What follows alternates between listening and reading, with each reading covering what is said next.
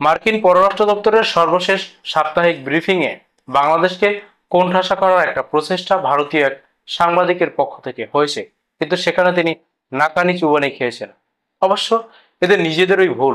এদের বোঝা উচিত জো বাইডেনের সময় মার্কিন যুক্তরাষ্ট্র যেভাবে বিশ্বব্যাপী তাদের ডালপালা মেলার সেই যে পুরনো চেষ্টা, সেই চেষ্টা অব্যাহত রাখছিল, সেটা ডোনাল্ড ট্রাম্প সংকীর্ণ করে এনেছেন। ডোনাল্ড ট্রাম্পের এই সময় শুধুমাত্র আমেরিকাকে বড় করার প্রচেষ্টা চলছে, এর বাইরে কোথায় কি হচ্ছে সেটা নিয়ে তাদের তেমন একটা নজর নেই। আর আগের যে একটা স্লোগান ছিল, এই দক্ষিণ এশিয়াকে ভারতের চোখ দিয়ে আমেরিকা দেখে, সেখান থেকে অনেক আগে আমেরিকা বেরিয়ে এসেছে। সুতরাং মার্কিন যুক্তরাষ্ট্রের কাছ থেকে বাংলাদেশ প্রসঙ্গে কোনো নেতিবাচক জবাব কোনো সাংবাদিক বের করে আনতে পারবে, সেই সুযোগটা এখন আর নেই। যাই হোক, সেখানে ঘটনাটি কি ঘটেছে সেটা একটু পড়ছি, তাহলেই আপনারা বুঝতে পারবেন ঠিক কতটা নাকানি চুবানি এই সাংবাদিক খেয়েছে। গত মঙ্গলবার যুক্তরাষ্ট্রের পররাষ্ট্র দপ্তরের নিয়মিত ব্রিফিংয়ে বাংলাদেশের কিছু ইস্যু নিয়ে প্রশ্ন করেন এক সাংবাদিক। এর মধ্যে উপদেষ্টা আসিফ মাহমুদ সজীব ভুইয়ার বিমানবন্দরে ম্যাগাজিন নিয়ে যাওয়া এবং খিলক্ষেতের অননুমোদিত হিন্দু মণ্ডপ উচ্ছেদ প্রসঙ্গ ছিল। কত বড় বেয়াক্কেল একজন সাংবাদিক, যিনি মার্কিন পররাষ্ট্র দপ্তরে ব্রিফিং এ উপস্থিত হয়েছেন। সেই সাংবাদিক তুচ্ছ আওয়ামী লীগের যে পাতি নেতারা প্রশ্ন করে সেই ধরনের প্রশ্ন তুলতে পারেন।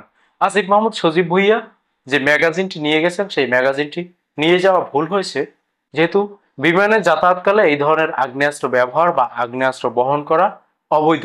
কিন্তু আসিফ মাহমুদ সজীব ভুইয়ার সেই ম্যাগাজিন বা আসিফ মাহমুদ সজীব ভুইয়ার যে পিস্তল, সেটা তো অবৈধ নয়। বলা হচ্ছে আসিফ মাহমুদ সজীব ভুইয়ার বয়স হয়নি, কিন্তু বাংলাদেশে বৈধ লাইসেন্স পেতে হলে যেই যে ক্রাইটেরিয়া ফুলফিল করতে হয়, তার মধ্যে একটা হচ্ছে মন্ত্রী, উপমন্ত্রী, প্রতিমন্ত্রী বা এই পদমর্যাদার কেউ অথবা সংসদ সদস্য, তারা আগ্নেয়াস্ত্রের লাইসেন্স পাবে। আসিফ মাহমুদ সজীব ভুইয়া সেখানে ঠিক আছে। সেই আসিফ মাহমুদ সজীব ভুইয়ার আগ্নেয়াস্ত্রের ম্যাগাজিন নিয়ে প্রশ্ন করছেন মার্কিন পররাষ্ট্র দপ্তরের ব্রিফিং এ উপস্থিত হওয়া একজন সাংবাদিক। কত বড় বেয়াক্কেল হলে এই ধরনের প্রশ্ন করে। তবে মার্কিন পররাষ্ট্র দপ্তরের মুখপাত্র টমি ব্রুস এই দুটি প্রশ্নের একটিরও উত্তর দেননি। তিনি বাংলাদেশ ভারত সম্পর্ক নিয়ে তোলা এক প্রশ্নে কিছু কথা বলেছিলেন, যদিও সেগুলো ছিল কৌশলী উত্তর। ব্রিফিং এ ওই সাংবাদিক টমি ব্রুসের প্রতিক্রিয়া জানতে চেয়ে বলেন, সম্প্রতি কোয়াড জোটের বৈঠকে ভারতীয় পররাষ্ট্রমন্ত্রী এস জয়শঙ্কর বলেছেন, সন্ত্রাসবাদের বিরুদ্ধে নিজেদের আত্মরক্ষার সব অধিকার ভারতের আছে। তিনি আশা প্রকাশ করেন কোয়াডের সদস্যরা এটি বুঝবে। বাংলাদেশের সঙ্গে ভারতের দীর্ঘ সীমান্ত রয়েছে।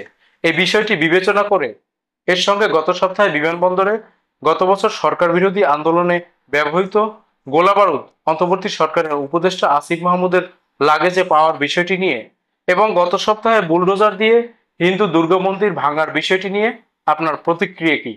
কত বড় গাধার মতো প্রশ্ন।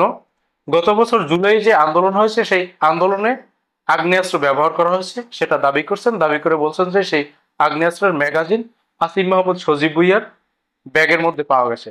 আসিফ মাহমুদ সজীব ভুইয়া একজন উপদেষ্টা হয়েছেন, তিনি এতই নির্বোধ যে 1 বছর আগে অবৈধ অস্ত্র ব্যবহার করে অবৈধ একটা আন্দোলন করেছেন। সেই অবৈধ অস্ত্র তার ব্যাগের মধ্যে রেখে, সেই অবৈধ অস্ত্রের ম্যাগাজিন তার ব্যাগে রেখে তিনি বিমানে যাতায়াত করছেন। মূর্খের একটা সীমা থাকা দরকার। এরা কিভাবে যে এই সমস্ত জায়গায় পৌঁছেছে সেটা আমার বোধগম্য নয়। যাই হোক, এই সমস্ত প্রশ্নের জবাবে টমি ব্রুস বলেছেন, আমি জানি ভারত ও বাংলাদেশের মধ্যে জটিল ইস্যু রয়েছে। আরো তথ্যের জন্য আমি আপনাকে স্টেট গভ এ চেক করার জন্য বলবো। সেখানে প্রতিরক্ষা মন্ত্রী মার্কো রুবিওর কোয়াড বৈঠক নিয়ে অনেক তথ্য ও যৌথ বিবৃতি রয়েছে। ওই বৈঠক সম্পর্কে আপনাকে আমরা শুধুমাত্র এটুকুই জানাতে পারবো। তিনি আরো বলেন, আমি যুক্তরাষ্ট্র, ভারত ও অন্য কোনো দেশ নিয়ে প্রতিরক্ষা মন্ত্রীর মতামত বর্ণনা করব না, কারণ এটি কূটনৈতিক বিষয়। আমি আরো তথ্যের জন্য আপনাকে যৌথ বিবৃতি দেখতে বলবো। মানে টমি ব্রুস এই সাংবাদিককে চোখে আঙুল দিয়ে দেখিয়ে দিয়েছেন যে আপনি যে প্রশ্নগুলো করছেন সেগুলোর উত্তর কোথায় পাবেন, কোথায় আপনার নজর রাখা উচিত। আর তিনি এটাও বলে দিয়েছেন যে কূটনৈতিক কোনো প্রশ্নের জবাব তিনি দেবেন না। তার মানে একটা বার্তা এখান থেকে বেরিয়ে আসছে যে মার্কিন যুক্তরাষ্ট্র কূটনৈতিক কোনো ক্ষেত্রে, কূটনৈতিক কোনো বিষয়ে কূটনীতিবিদদের হাতেই ছেড়ে দিয়েছেন। মার্কিন পররাষ্ট্র দপ্তরে ইতিপূর্বে যেভাবে কূটনৈতিক বিভিন্ন বিষয় নিয়ে প্রশ্ন করা হতো, সেই প্রশ্ন করার এখন আর অপশন থাকছে না, এবং কূটনৈতিক কোনো বিষয়াদি নিয়ে কোনো প্রশ্ন করলে সেটার উত্তরও মার্কিন পররাষ্ট্র দপ্তরের নিয়মিত ব্রিফিং থেকে পাওয়া যাবে না। এই সমস্ত সাংবাদিকদের এখান থেকে এই বার্তাটা গ্রহণ করা উচিত। পরবর্তীতে যদি এই ধরনের প্রশ্ন তারা আবারও মার্কিন পররাষ্ট্র দপ্তরের নিয়মিত ব্রিফিং এ উত্থাপন করে, তাহলে তার জবাবটা একটু তেতোই হবে।